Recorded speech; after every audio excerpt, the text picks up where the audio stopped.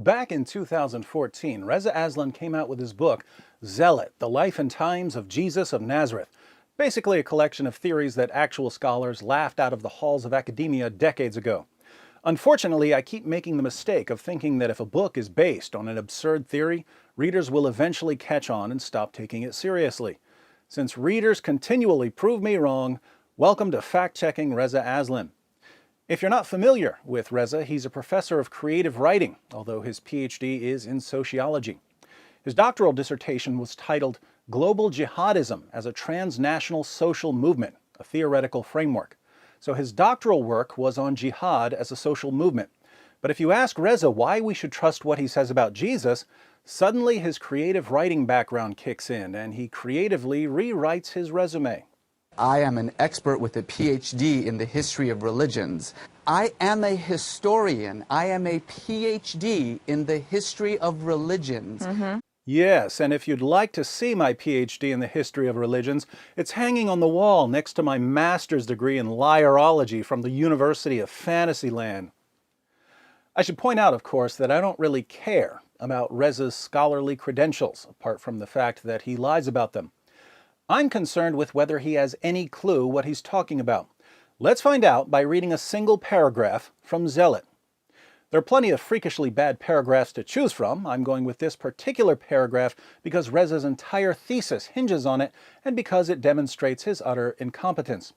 If you haven't read the book, Reza's thesis, in a nutshell, is that Jesus of Nazareth was a violent revolutionary, hell-bent on slaughtering non-Jews, but the Roman Empire crucified him before he could make the streets flow with the blood of the unbelievers. The obvious objection to this thesis is that the New Testament is filled with commands to love everyone and to live in peace with everyone. How could a homicidal maniac like the Jesus of Reza's imagination inspire the claim that God is love?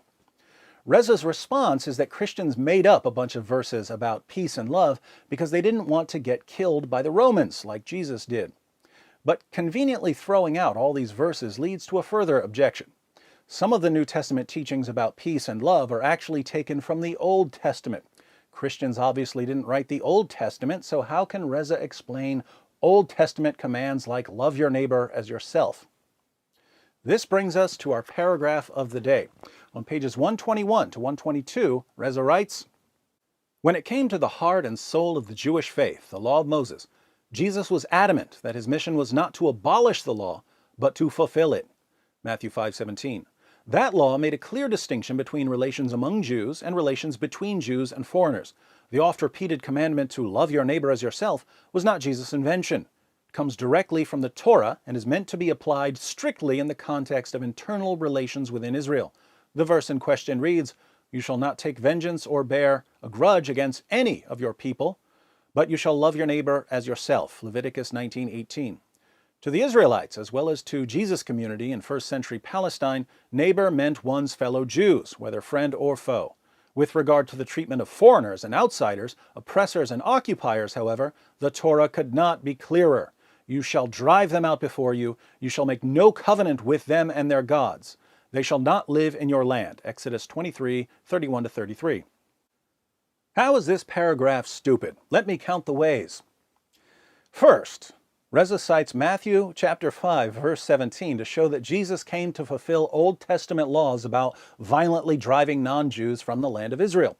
Matthew 5 records a sermon of Jesus, and in verses 7 to 9 of the same chapter, Jesus says, "Blessed are the merciful, for they shall receive mercy. Blessed are the pure in heart, for they shall see God. Blessed are the peacemakers, for they shall be called sons of God."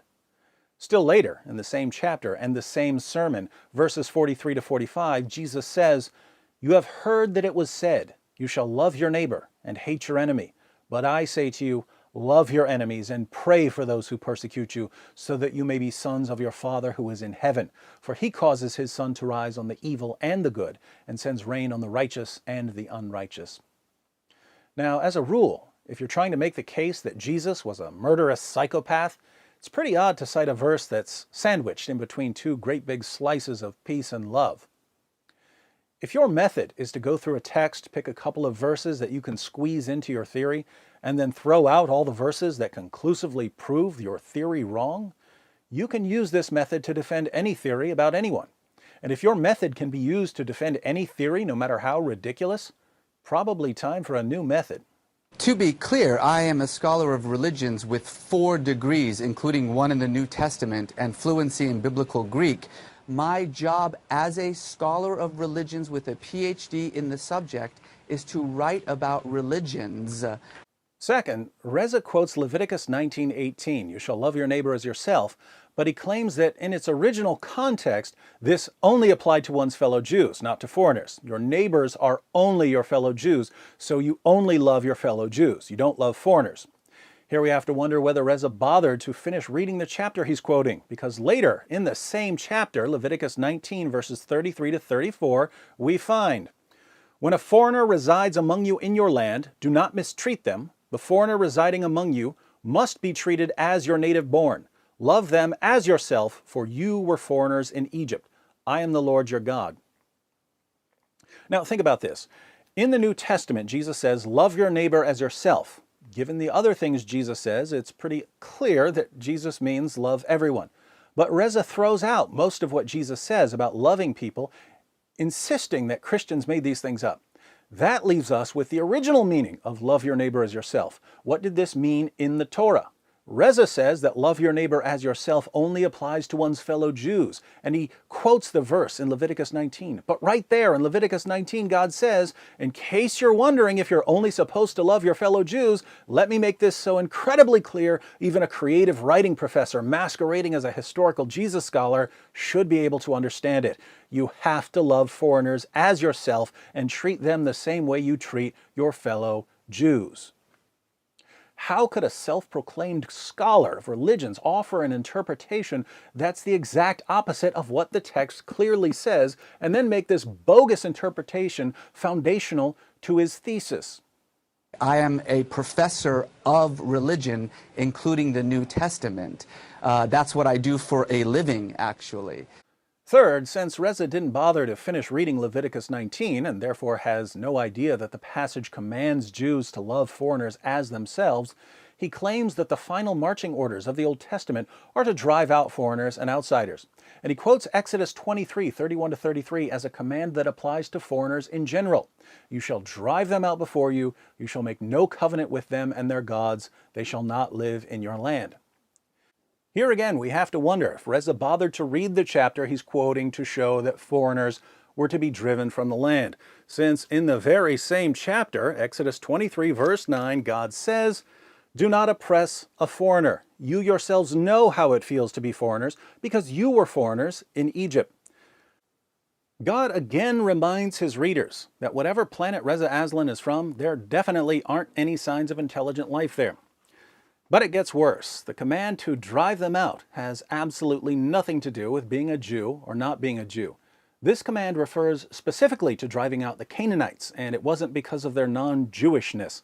They were to be driven out because of their practices, which, according to the Bible passages that explain why they had to be driven out, included sacrificing their children to the god Moloch, ritual sex with animals, and men having sex with their own mothers.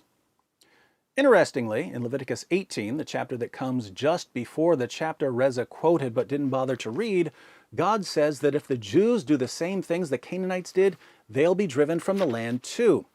After listing the charges against the Canaanites, God tells the Israelites, "Do not defile yourselves in any of these ways, because this is how the nations that I am going to drive out before you became defiled. Even the land was defiled, so I punished it for its sin, and the land vomited out its inhabitants.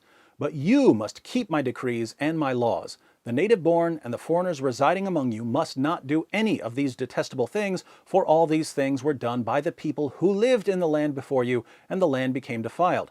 And if you defile the land, it will vomit you out as it vomited out the nations that were before you." So the Canaanites were to be driven out because of their actions, not because of their ethnicity. God tells the Jews that he will treat them in exactly the same way if they do the same things, and God says that the foreigners living with the Jews have to avoid these things as well. Not a word about driving out foreigners simply for being foreigners. In fact, just the opposite. The Torah assumes that there will be foreigners living among the Jews and orders the Jews to love them and not mistreat them. How could someone who constantly brags about being a scholar of religions get so much wrong in a single paragraph, especially a paragraph that's essential for the thesis of his book. Reza's imaginary PhD in the history of Western religions supposedly makes him an expert not only in historical Jesus studies, but also in Judaism, so how could he not even have a basic knowledge of the Torah?